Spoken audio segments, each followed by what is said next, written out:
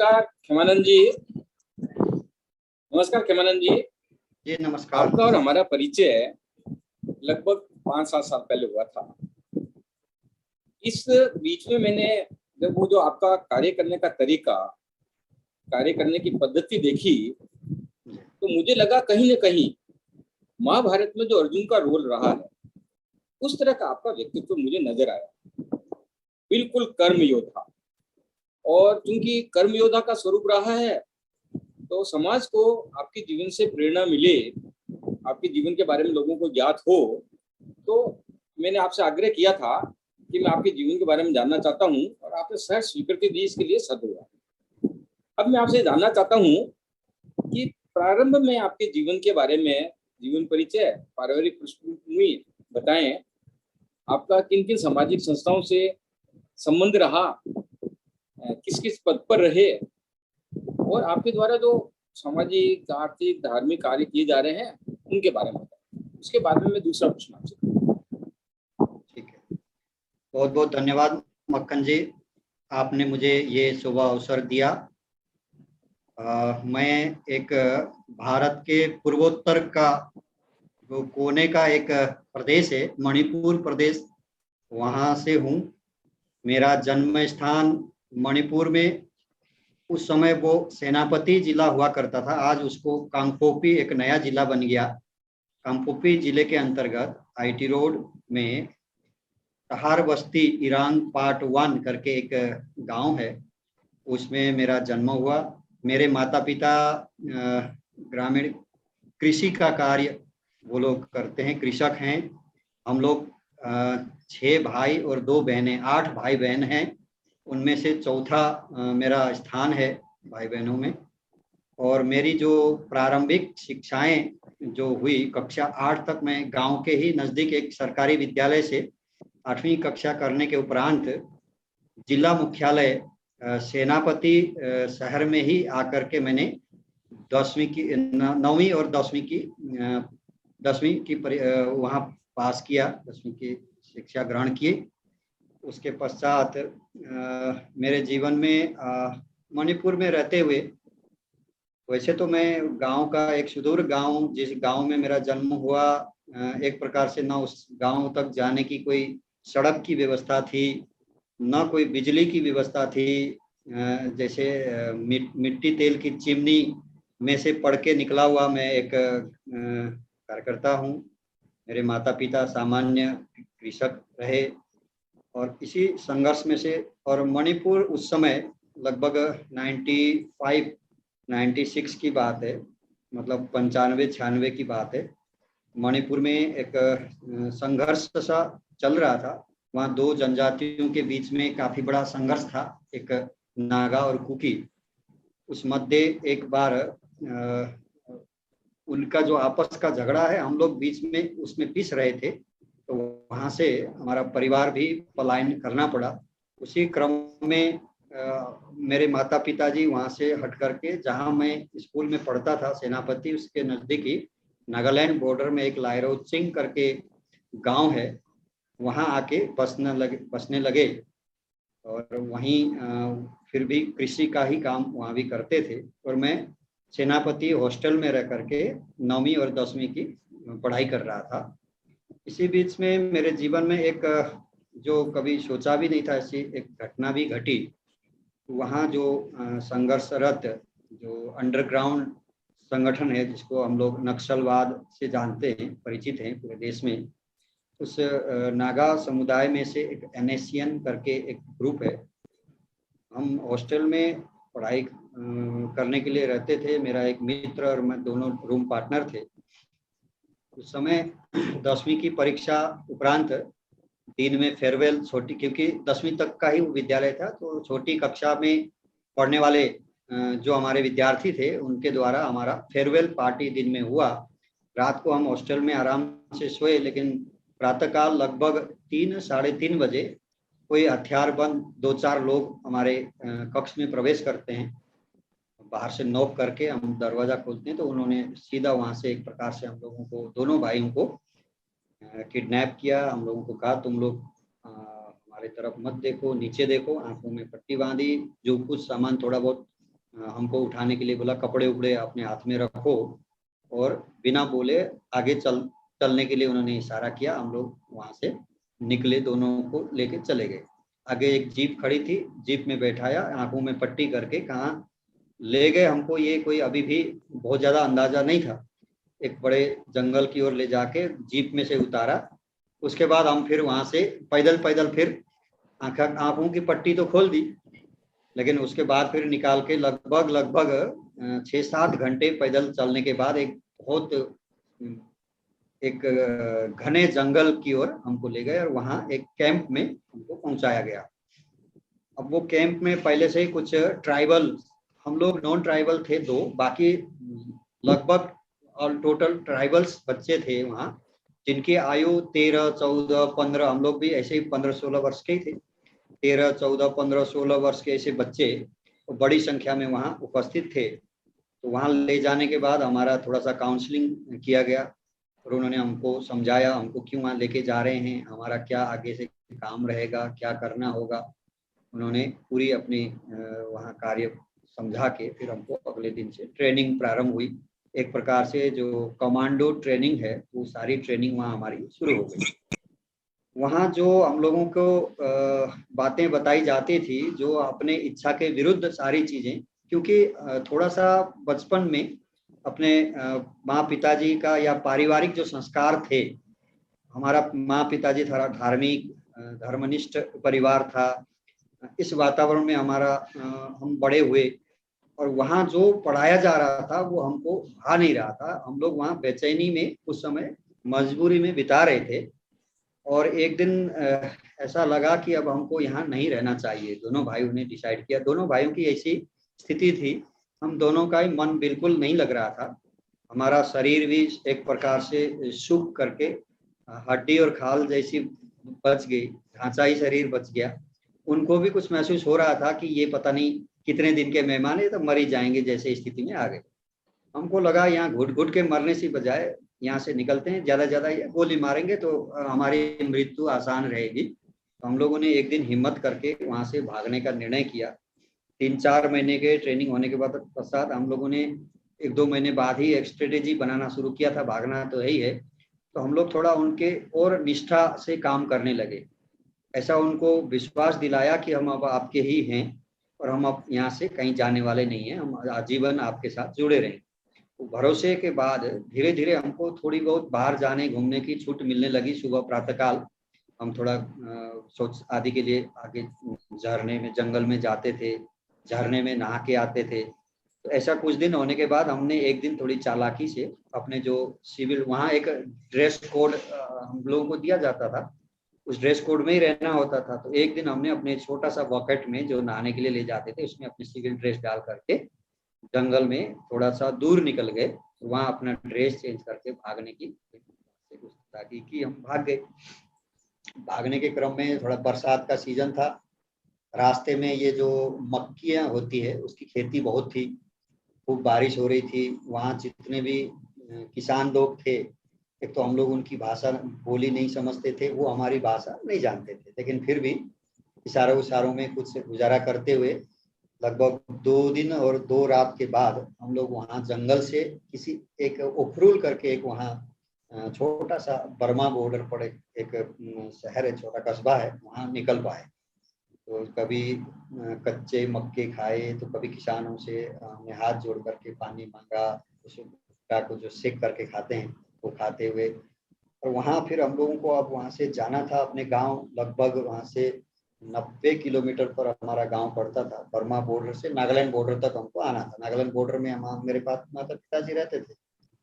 तो हम लोग अब दिन में वहाँ घर पहुंचे तो वो लोग हमको ढूंढ रहे होंगे ये भी हमको अंदाजा था, क्योंकि वहाँ से भागने का अर्थ है वो जिंदा छोड़ना नहीं चाहते, क्योंकि उनकी जो खुफिया जानकारियाँ कहीं आगे जाके ये किसी को ना बता दें तो उनको भी चिंता रहती है। तो हमको पीछे से ढूंढने के लिए बहुत लोग उन्होंने भेजे होंगे ये भी अंदाजा था। इसी तरह से एक असम से जो पेट्रोलियम लेकर के टैंकी चलती है मणिपुर की तरफ, उखरुल तक जाती थी, एक टैंकी को हम लोगों ने अपने हाथ में लिया और उनको कहा कि हमको यहाँ जाना है। कुछ नानुकार किया तो हम लोगों ने अपने तरीके से उसको हैंडल किया, क्योंकि हम साथ में कुछ हथियार भी लेके भागे थे उनसे अपने स्वरक्षा के लिए। तो उसके सहारे हम लोग अपने परिवार तक रात को लगभग 11 बजे पहुंचे। तो परिवार में हमसे पहले वो लोग ढूंढने के लिए आ चुके थे। परिवार के लोग बहुत चिंतित थे। माँ पिताजी रात को 11 बजे तक एक प्रकार से पूरे परिवार के लोग शोक मना रहे थे कि पता नहीं क्या हो गया होगा, जिंदा भी है कि नहीं, बच के आएगा कि नहीं, क्योंकि उनको अंदाजा तो था कहाँ गया। गुमशुदगी की पूरी रिपोर्ट तो पुलिस थाने में दर्ज थी, और लेकिन मणिपुर में ये कोई नई घटना नहीं थी, सबको पता था कि ये लोग हैं कहाँ।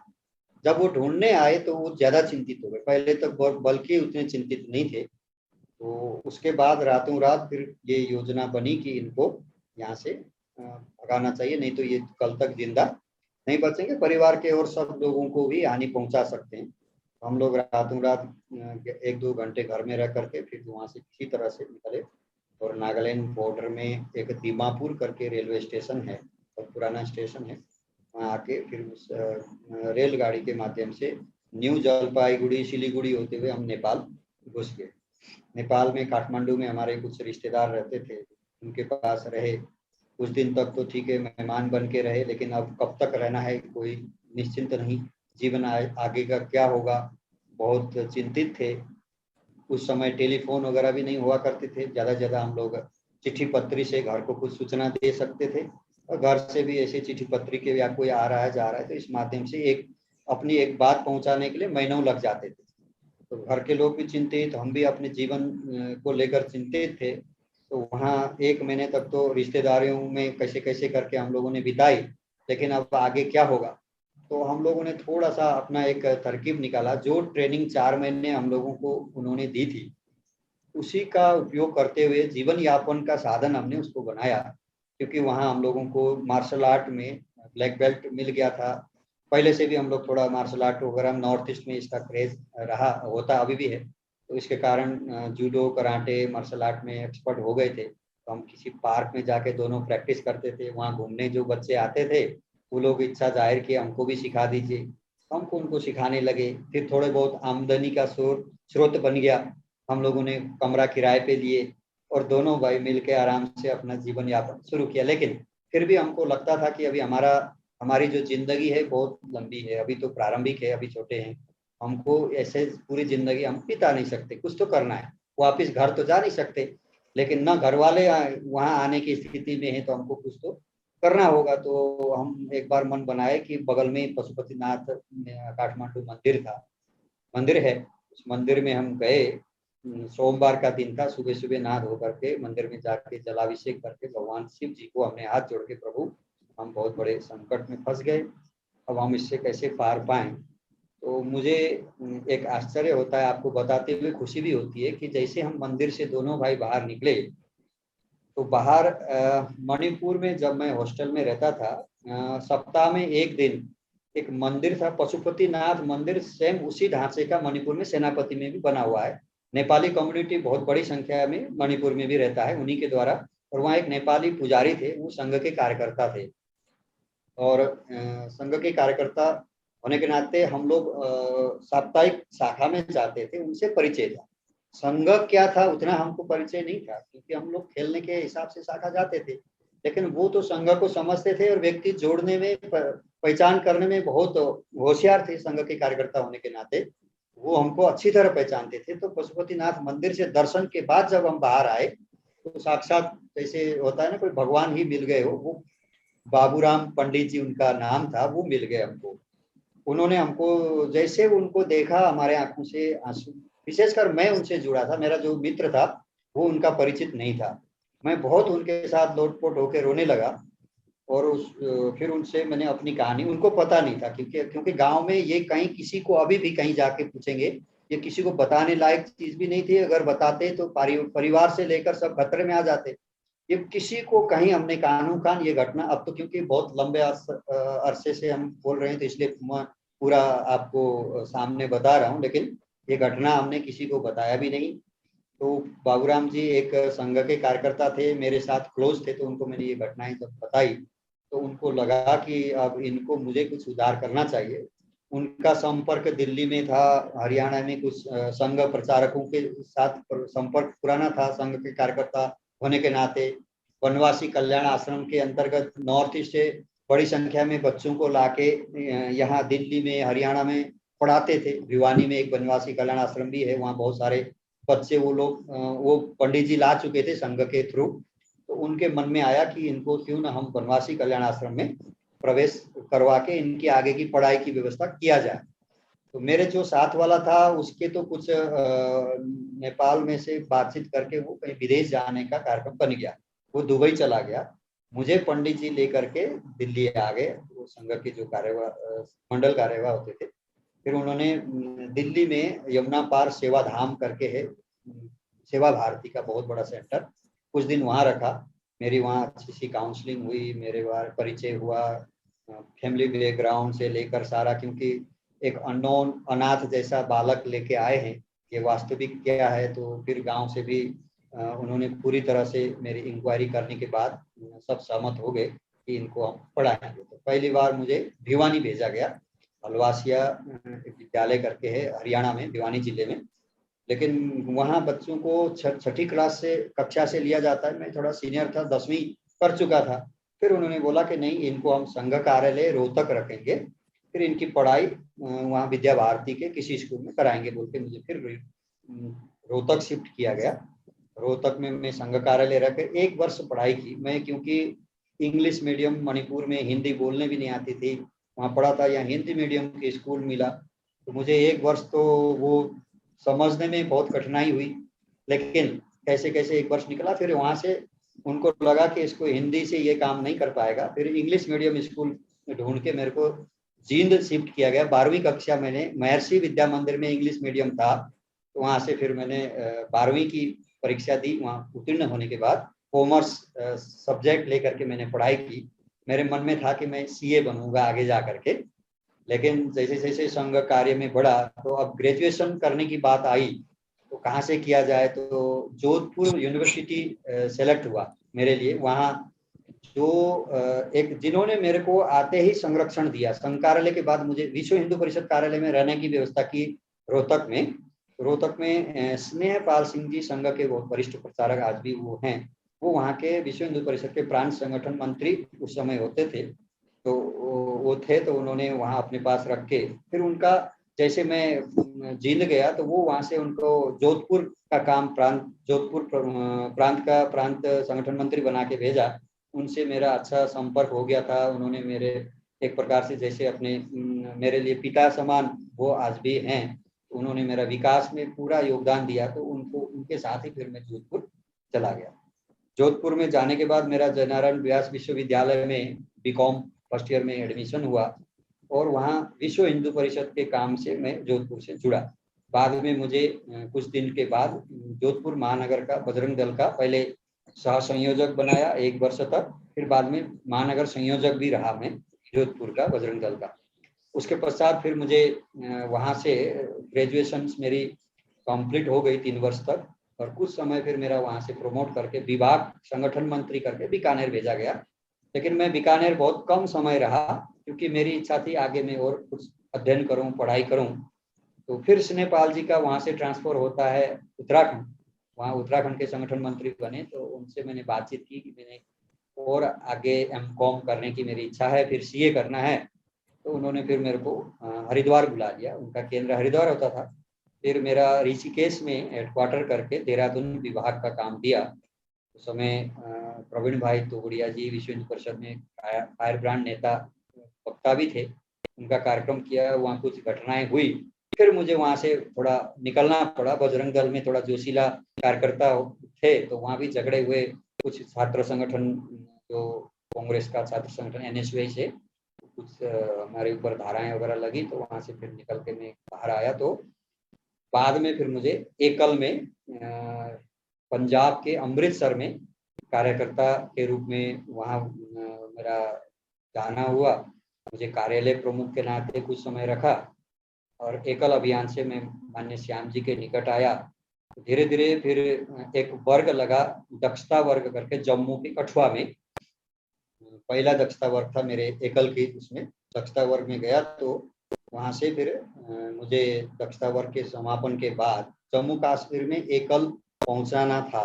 प्रारंभिक विस्तार के लिए कौन कार्यकर्ता काम कर सकता है। तो ये विश्व हिंदू परिषद संघ से रह के आया हुआ कार्यकर्ता है। निश्चित रूप से यही उपयोगी समझ के हमारे जो अधिकारी थे उन्होंने मुझे जम्मू कश्मीर में एकल विस्तार की जिम्मेदारी दी। कठुआ से मैंने काम प्रारंभ किया। उस समय विद्या भारती से मिल करके हमने आगे कठुआ, किश्तवाड़, डोडा, रामबन आगे होते हुए लेह लद्दाख तक एकल विद्यालय का वहाँ विस्तार करने का मुझे अवसर प्राप्त हुआ। फिर कुछ समय वहाँ रह करके फिर वहाँ से कार्यकर्ता, स्थानीय कार्यकर्ताओं को खड़ा करके मेरी जिम्मेदारी और आगे बढ़ा दी गई। मुझे युवा संगठन के लिए वहाँ से आगे बढ़ा के पूरा उस समय दिल्ली क्षेत्र बोलते थे, दिल्ली से लेकर जम्मू कश्मीर, हरियाणा, पंजाब, हिमाचल, ये सारा क्षेत्र मुझे दिया गया। तो मैं क्षेत्र का युवा प्रमुख बना।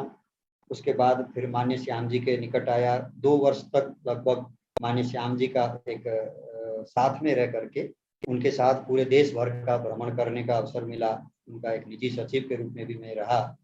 मैं जैसे जब से बजरंग दल में जुड़ा जोधपुर से, तो मैंने दीदी माँ को सुनने का उस समय निकट से जानने का अवसर मिला। उनके जो बौद्धिक क्षमता, उनकी कविताएं, ये सब मेरे को बहुत प्रभावित करते थे, अंदर तक दिल को झकझोरता था।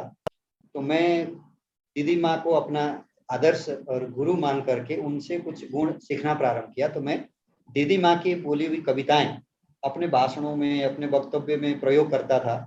और धीरे धीरे फिर मेरे को भी कविताएं लिखने का एक अभ्यास बन गया। तो मैं अपने स्वरचित कविताएं भी वहां से बनाने लगा। तो अब मैं इतना संगठन के अंदर, हिंदू संगठन और इसमें इतना डूब गया, फिर आगे की पढ़ाई में भूल गया। निश्चित रूप से आकर के एमकॉम में एडमिशन हुआ, लेकिन मैंने उसको पढ़ाई को आगे नहीं बढ़ाया। वहीं छोड़ करके फिर संगठन कार्य में मैं रम गया।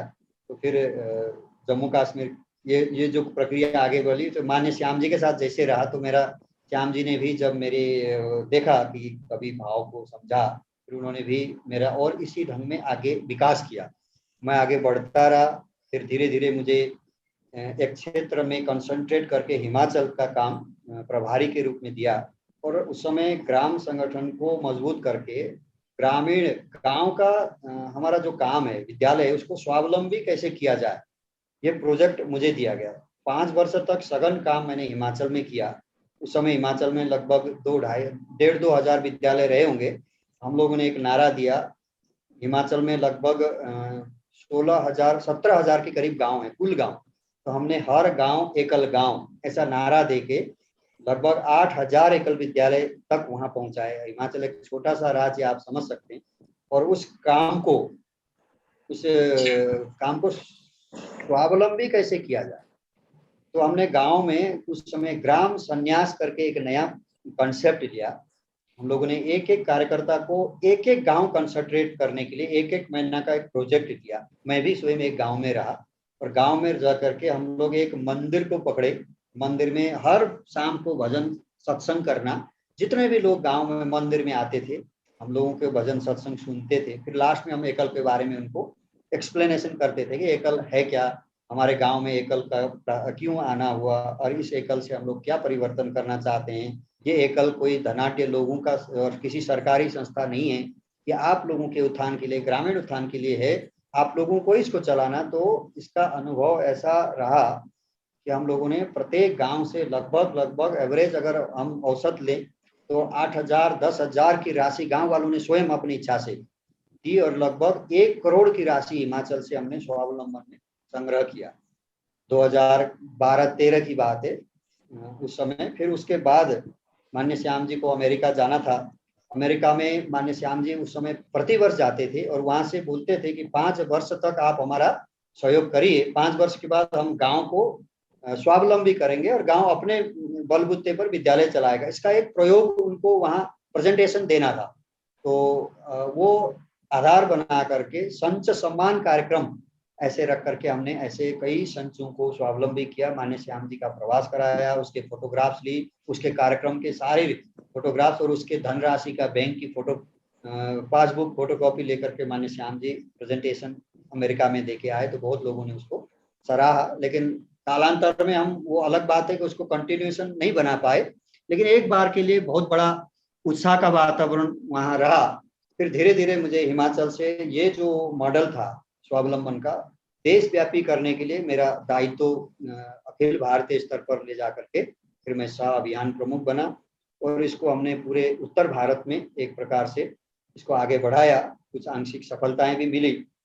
ये इस तरह से मेरा संगठन क्रम जो आज मैं इस स्थान पे हूँ ये ग्रास रूट से होते हुए और आज मैं नगर संगठन प्रमुख इस नाते और केंद्रीय सह अभियान प्रमुख के नाते दायित्व संभाल रहा हूँ। ये मेरा संक्षिप्त परिचय आपके समक्ष है। बहुत अच्छा लगा सुनकर। बहुत कठिन परिस्थितियों में से, संघर्ष की जिंदगी में से निकलकर आप एक बहुत अच्छे मतलब ऊंचाइयों तक पहुंचे। एक छोटा सा प्रश्न मेरे दिमाग में आ रहा है, आपका एक सपना था सीए बनने का, वो आप सीए नहीं बन पाए, तो निश्चित रूप से मन में कहीं न कहीं कुछ कभी कभी ये कचोटता होगा, लेकिन आपने जितना सफलतापूर्वक जीवन जिया है और संगठन का काम किया है, मेरी राय ये है कि आप सीए बन जाते तो इतनी सफलताएं नहीं मिलती जितनी अब वर्तमान में मिली। आपका कार्य क्षेत्र सीमित होता और अब आज की तारीख में आपको पूरा विश्व जानता है। तो आपका इस विषय में क्या कहना है कि आपको वो कष्ट है या आपको अब ज्यादा प्रसन्न है? नहीं जी, मुझे बिल्कुल भी तनिक भी कष्ट नहीं है। मुझे बहुत प्रसन्न हूँ मैं इस जीवन से और मेरे को अपने जीवन का एक ध्येय, क्योंकि मैं मानता हूँ ये मेरे जीवन का पुनर्जन्म है। एक प्रकार से मेरी जीवन तो वहीं समाप्त हो चुकी थी जिस समय मैं वहां से भागा था। मैं ये सोच के भागा था कि मेरा जीवन यहाँ समाप्त है। इस पुनर्जन्म के बाद जो मुझे समाज के लिए, क्योंकि मेरे मन में टीस था, जो दशा हिंदुओं की या जो हम देशभक्तों की नॉर्थ ईस्ट में उस समय थी, अभी परिस्थिति बदल गई वो अलग बात है। उसको देख करके अंदर से एक मन में था कि मैं कुछ करूं। जो समाज, जो धर्म प्रेमी समाज है, भारत का जो मूल समाज है, हिंदुत्व का जो हमारा है, वो नॉर्थ ईस्ट में सुरक्षित नहीं था। जो हिंदू थे वहाँ किस प्रकार से दूसरे दर्जे के नागरिक के भांति वहाँ जी रहे थे, तो उसको प्रगटीकरण करने का मुझे एक प्लेटफॉर्म मिला। और आज मैं बिल्कुल शान से एकदम गर्व के साथ कह सकता हूँ कि आज मैं जहाँ हूँ बहुत खुश हूँ, संतुष्ट हूँ। बहुत सुंदर। आपके कार्य के बारे में बहुत ज्यादा विस्तार से बताने की आवश्यकता नहीं। कुछ लोग ऐसे होते हैं जिनका परिचय देना भी व्यर्थ होता है, क्योंकि वो सूर्य के समान चमकते हुए सितारे होते हैं। अब मैं आखिरी में एक निवेदन और करूंगा कि अब तक का जो भी अनुभव आपने पाया, क्योंकि देखो आगे भी यात्रा लंबी और भी जीवन अनुभव आएंगे, तो अब तक का जो अनुभव पाया उस अनुभव के आधार पर आप समाज और राष्ट्र को क्या संदेश देना? देखिए, व्यक्ति अपने लिए तो सभी जीते हैं, अपने लिए जीना वो जीना नहीं है। हमको भगवान ने जो ये मनुष्य जीवन दिया है ये परोपकार के लिए दिया है। हम जितना हो सके, जो आज जिन लोगों का, जिन भाई बहन अंडर प्रिविलेज स्टेज पे है, जो गरीबी में जी रहे हैं, जिनका भगवान ने तो किसी को भेदभाव नहीं करता, उनका कोई दोष नहीं है, अगर हम उनको भी कम से कम अपने बराबर ला सके, उनको भी इस देश में जीने का हक दे सके, उनका जीवन सुखी बना सके, और हम उनसे जो सच्चाई है, उनका जो प्रेम है, जो सरल है, संस्कृति है, उनसे कुछ सीख सके, इससे बढ़कर जिंदगी में और कोई आनंद शायद ही होगा। और एक चीज मैं थोड़ा सा मैं पहले भूल गया, मैं आपको बताना चाहूंगा। अभी मैं जब ये संघर्षशील जीवन आपने बताया, मेरी विवाह, क्योंकि मैं गांव से कटा था और अविवाहित रहने का मेरा मन इसलिए नहीं था कि भी अविवाहित रहना बहुत कठिन है, क्योंकि मैं देखता हूँ भगवान राम, भगवान कृष्ण और जितने भी महापुरुष देखे, सभी विवाहित गृहस्थ में रह करके भी समाज का काम कर सकते थे। ये उदाहरण भी बहुत आवश्यक था। तो 2007 में मैंने मणिपुर से ही विवाह किया और मेरी जो गंगा धर्मपत्नी है वो मेरे को ऐसी धर्मपत्नी मिली जिनके कारण भी मैं आज इतने आगे बढ़ सका। वो भी एकल से पहले से जुड़ी हुई थी, श्री हरि कथा में व्यास कथाकार के रूप में वो भी कार्य कर रही थी और पूरा नॉर्थ ईस्ट का काम व्यास कथाकार एक समय मणिपुर जैसे स्टेट जहां आतंक प्रभावित क्षेत्र, वहां से 80 बहनें कथाकार, भागवत कथाकार बन के वृंदावन से प्रशिक्षण लिए थे, उनमें से वो भी थी। और वो मेरे को मिली, तो इस कारण से उनका नाम मैं को छोड़ूंगा तो ये अच्छा नहीं है। और साथ में मेरे 2 पुत्र हैं, मुझे भगवान के आशीर्वाद से दो पुत्र, एक कक्षा 10वीं में है, एक 4वीं में। और हमारा परिवार भी उतना ही खुशहाल है जितना खुश मैं हूँ। इसलिए ये है, तो मैं सबको यही संदेश देना चाहूंगा कि समाज परोपकार से बढ़कर शायद ही जीवन में आनंद किसी और से प्राप्त होता होगा। मैं तो नहीं समझ सकता, मुझे तो बहुत ही आनंदमय जीवन जीने का। आपको समय पर बात याद आ गई, मैं ये अगला प्रश्न करने वाला था कि आपने अपने अभी वर्तमान में जो परिवार है उसके बारे में आप शायद भूल गए हैं, तो पर आपने पहले से ही इसको टेलीपैथी कहते हैं, मेरे दिमाग में विचार आया और आपने तुरंत बता दिया। तो एक प्रश्न ये है कि आदरणीय भाभी जी से आपका जो संबंध बना, वो व्यक्तिगत स्तर पर आपने निर्णय लिया या उसमें एकल के कुछ कार्यकर्ताओं ने आपको सुझाव दिया?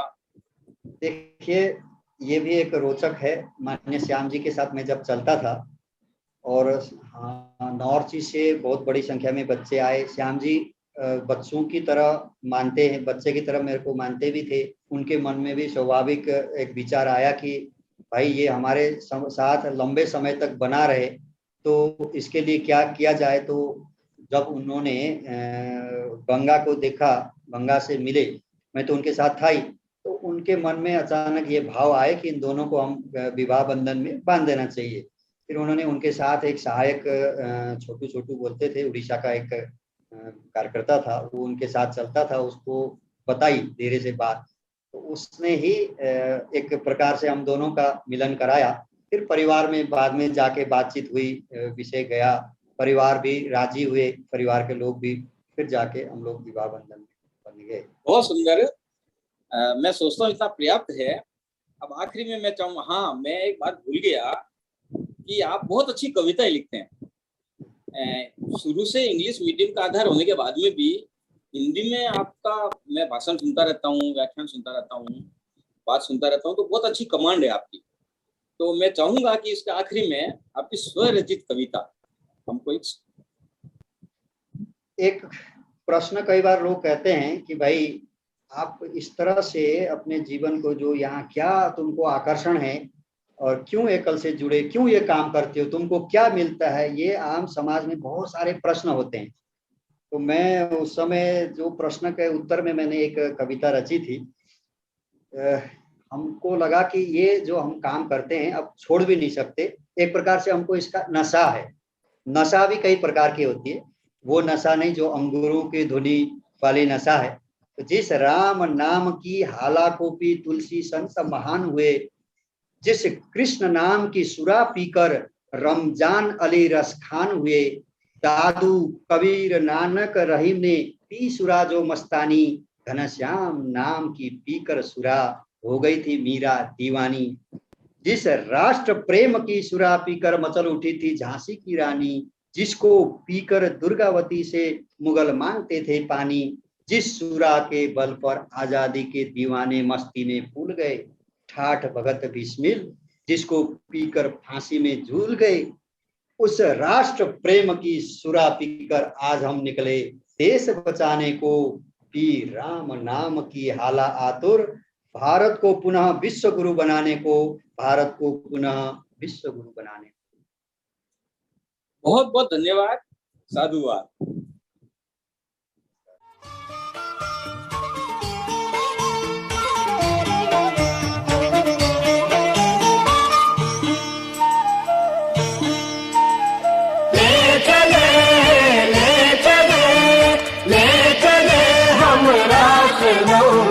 को भंवर से पार कर, केसरी बाला सजाए वीर का श्रृंगार कर, ले चले हम राष्ट्र नौका को भंवर से पार कर।